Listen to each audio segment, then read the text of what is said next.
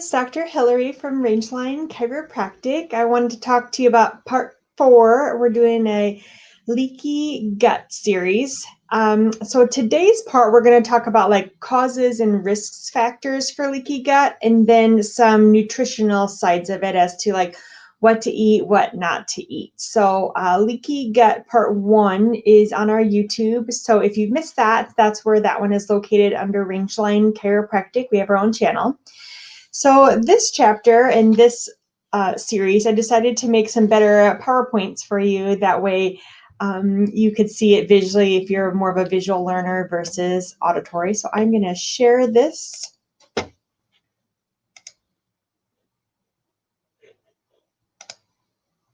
Well, I thought I was going to share it at least.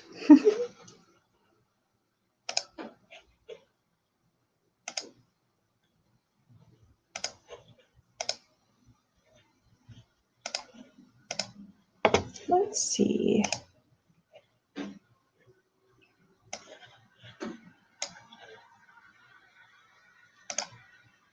Okay, you should be seeing this. It just should say leaky gut syndrome, causes, risk factors, diet, just the stuff I wanted to talk about today. So food, ideally you want to eat food to help grow and maintain your levels of the good bacteria. So I think last time we talked about like good bacteria versus bad bacteria and how the good bacteria is what we need, but a lot of times we get the bad bacteria in us. And the leaky gut, meaning like the permeability, almost like a strainer or a colander at our house, where it has those holes and everything would leak out of the stomach into the bloodstream and cause a lot of inflammatory problems for us. So one article talked about how food can change bacteria in just 24 hours. So just the food that you ate 24 hours ago could be already impacting your gut. I found that very interesting. The food that can also alter like hormonal imbalances and lower immune function. So I have a lot of females in the practice, and so we talk a lot about hormonal issues. And then 'tis the season for lower immune function. Not only is it the winter time, but we're in COVID again. And in my area, it's kind of, spiked up again. So leaky gut can be caused by inflammation for our food sensitivity. So we talked last time about what the difference is between an intolerance, a sensitivity, or an allergy to food. And a food elimination diet is pretty much the best for that. So another cause that some of the research shows would be GMOs. And so in case you don't know what that stands for, because it gets thrown out a lot, genetically modified food organisms. So one article said about 1996 is when they started changing the genes of the produce. So because 1996 really wasn't that long ago, we really don't really know what the long-term side effects are of that. And so that's kind of scary that we're putting these into our body. And then what could that show us? So there are some articles that show that after the GMOs were introduced to us, that we've now had more food allergies than we ever had, more rates of autism, more reproductive disorders, and digestive issues. So it makes you wonder, what are these are these GMOs playing a part into this? For instance, GMOs change our DNA. How good would it be for it to be changing our DNA? The main chemical in there, glyphosate. So they say that's a possible carcinogen. So that has been linked to obviously like breast cancer, birth defects, kidney disease, and they said for sure it draws out minerals and nutrients from our body. So damaging our microbiome in our intestines is really going to change our gut health. The GMOs to lower our exposure to GMOs, they recommend eating more organic and gluten-free foods. And then sometimes on labels, I'll even see like non-GMO, in case you wondered what that means. So that plant or product wasn't altered in any way. It is its original form. I also read a long time ago that there's actually no corn out there anymore that's non-GMO. Like they've changed its genetic, like its DNA makeup so much that corn is no longer like the real corn we had like probably from when the Pilgrims came over and they were grown here.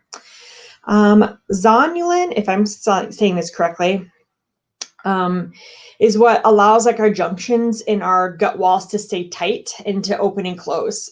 So gluten stimulates zonulin. So that means if we have a lot of gluten, zonulin is going to be stimulated to allow more opening. So it's going to stay open. So again, we're thinking visually of that like colander and the holes in that and that just being open. And then so things that we're ingesting are just free flowing into our bloodstream and causing inflammation in our body. Also, dairy, as we know, can affect the diversity of our microbiome and can cause like immune responses, especially for those of us who are sensitive to dairy. So other causes would be fiber and alcohol. So as not enough fiber in our biome, it can alter what they call butyrate. Again, don't kill me if I'm saying this incorrectly. But that keeps our junctions like tight and prevents the permeability. So if we don't have fiber, again, we're going to be opening up those like holes in the colander and more things are going to be creeping out. However, if we have more fiber, especially in our good fruits and vegetables, then that's going to keep those little junctions and holes tighter in our gut and to prevent the permeability. And then an article read about too much alcohol can decrease the amount of good bacteria that we need. So for having less of the good bacteria, we're going to be overrun on something else. The bad bacteria is going to come. We're going to have more inflammation. And then it said it dissolves the mucus on our lining. And then that mucus is a barrier for the gut, that permeability. So like then we would have not enough like lining and coating in there too. So I was like, geez, some of our favorite stuff, right? Gluten and alcohol. Environmental risks for leaky gut syndrome, pesticides, using those and being around those, heavy metals, and thinking of heavy metals like something as simple as like a cavity filling, like the mercury that they use for fillings in their teeth. And that's why a lot of people are obviously they're not using them anymore, but they're getting them removed so that's not like leaching into their bloodstream. Antibiotic use can be a causative factor for leaky gut syndrome. Think more like long-term or prolonged exposure. I think about the amount of times that I was on antibiotics as a child. I feel like in the 80s, everything was thrown. We'll just take antibiotics. We'll just send them some more of that pink amoxicillin, that bubblegum tasting stuff that we thought was so good. That long-term can really ruin the gut and our kids' bodies. Also think about depression as a cause, some chronic depression. You've probably heard of this, but there is quite a lot of research to show the gut-brain connection. And also depression can promote IBS, and IBS is also in the category for the leaky gut syndrome. Stress and lack of sleep. Well, I feel like stress all 2019 or 20 and then moving into 21. But stress and lack of sleep alters the immune function. It changes your biological rhythms and the ability to metabolize nutrients from our food. So even if you are eating good foods, let's say, and you're really good and clean on your diet, but you're so stressed and you're not getting enough sleep, your body literally won't accept those good nutrients into it. So good thing to think about. Chronic stress irritates the lining in our gut and increases cortisol. Cortisol is that hormone, and we definitely don't want too much cortisol because that is the hormone that makes us carry more fat and adipose, like around our belly line. And then the chronic stress, of course, reduces the amount of good bacteria. So we always want to have more of the good bacteria, not the bad. And there were some studies to show about Parkinson's disease patients having leaky gut syndrome. And if the leaky gut syndrome was worse, the symptoms for Parkinson got worse. I found that interesting. Other factors, obesity, SIBO, and maternal. So being overweight in general decreases like short fatty chain acids, and that is used to keep the gaps tight in our gut wall. So again, thinking mentally of that colander and it keeping those holes small so things don't excrete out of it into our bloodstream. Small intestine bacterial overgrowth, in case you guys have ever heard of that, also categorized in with the candida overgrowth. So this is where bacteria that is normally in our large intestine for the most part goes up into our small intestine.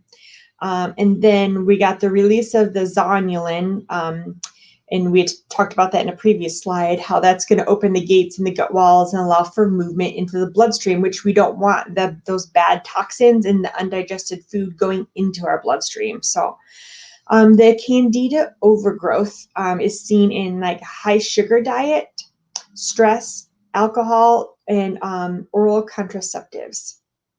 I know like when there's babies, they always talk about like candida in the mouth and like thrush, if you've ever heard of that with the babies. So the candida inflames the gut wall and then leads to leaky gut. And as far as the maternal aspects, the microbiomes in the babies born vaginally versus C-section were totally different. So the babies get a lot of the good bacteria from the mothers when they're born vaginally versus C-section. And I had read some articles too about how they were trying, there's an increase in a rise of C-section, how they were trying to get some of that good bacteria on the babies, even if they were born by a C-section. So I think a lot of this science is coming around and they're trying to fix what they're changing. If our body is technically meant to be born, quote, normal and vaginally, what can we do when we can't have those normal births? So what you've all been waiting for, probably what foods to eat and avoid, right? So foods to eat to help your gut in leaky gut syndrome. So ones that have natural antimicrobial properties. So I found this really interesting. Onions, leeks, radish, fenugreek, ginger root, hot chili, lemon juice, turmeric, mustard seed, and rosemary. That would be one interesting cocktail to make. So I've actually had all of those and love all of those. Maybe not the hot chili, not my favorite, not gonna lie, but I do love me some organic lemon juice in my water. Foods to eat: cabbage, cauliflower, Brussels sprouts, and broccoli help to detox. Also, they're really great in fiber. So remember from previous slides, we need the fiber. If we don't have fiber, that's when we have more problems. Plain yogurt, meaning not the vanilla that has sugar added into it, just literal plain yogurt to help you with the good bacteria. High omega-3 essential fatty acids. So these can be found in like ground flax seeds, wild cut salmon. That could be a whole nother topic, why wild caught and not farm raised.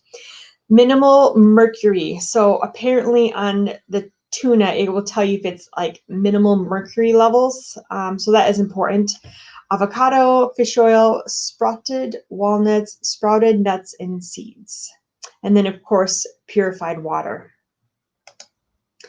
Foods to avoid.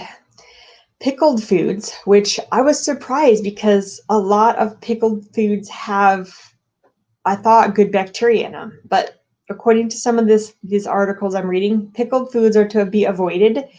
Mushrooms, cheeses, and wine. And I'm already sad. Simple refined carbs like sugars, white flours, pastas, cakes, juices, chips. I put anything fun, LOL. Splenda and aspartame, so these artificial, non-nutritive like sweeteners. Alcoholic beverages, excessive caffeine. It did say like there are some studies that show that some caffeine is good, but it's just the excessive amount. I assume that with everything, anything in excessiveness is probably not good for you, right? Fish with excessive mercury found in tuna, mackerel, and swordfish. Sodium nitrate. This is mostly seen in like hot dogs and processed lunch meats. I know that when I buy prepackaged lunch meats, I try to buy the natural, no preservatives, no sodium nitrate, no processed. And then the next one is MSGs, preservatives, artificial flavorings and colorings. Fried foods, fast foods, high fatty foods. I think by the end of this list, everyone's just going to be sad. This next one, and I'm going to probably butcher the saying of this, is carrageenan. It's a seaweed extract found in soy milk and ice cream. I've actually seen that on list of ingredients and wondered what it was.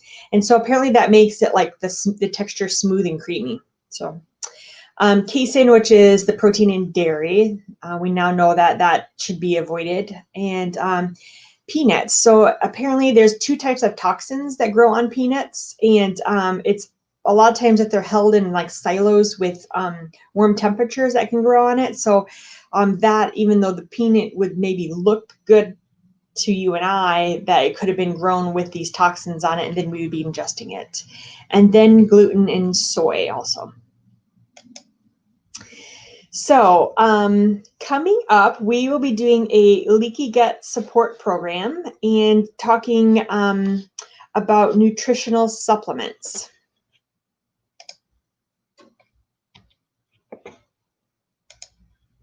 I am on the Leaky Gut Support program right now, and I think it's like day 13-ish.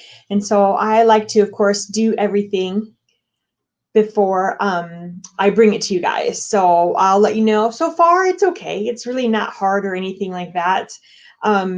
But it does involve some supplements and some different powders. In fact, I have one right here that I'm going to be taking after this. This is a gut repair support, and there's just like a whole bunch of interesting things in it. For instance, aloe vera leaf extract, red beet powder, marshmallow root, which you think, oh, maybe it'll taste good. No, it's not. I mean, it doesn't taste bad, but it's not like a marshmallow, let's be honest. Glutamine, some other stuff that I don't want to pronounce because I'll just botch it anyways. But like this is, I just mix it with water. I'll let you guys know, hopefully in the next part video, how that's going. And then I've been eating the foods off the good list and avoiding the foods off the bad list. And taking some other supplements to help with digestion. And so that's really key. And right now I'm in the healing gut phase. So I've already done the detox and done the killing of the bad bacteria, killing of any candida, and then now starting just the healing process and eating like good nutritive type foods that will help my like gut and body like utilize the nutrients correctly. So I hope this was a good kind of like overview for you guys. I try not to go into too much detail. I have like lots and lots of papers of research, and I just try to condense it down. But feel free to reach out to me if you have any questions. And if some of these things sound like something that you need to do, reach out to me and I'll let you know how the program is for the leaky gut syndrome. So I thank you for watching, and go eat some healthy food today.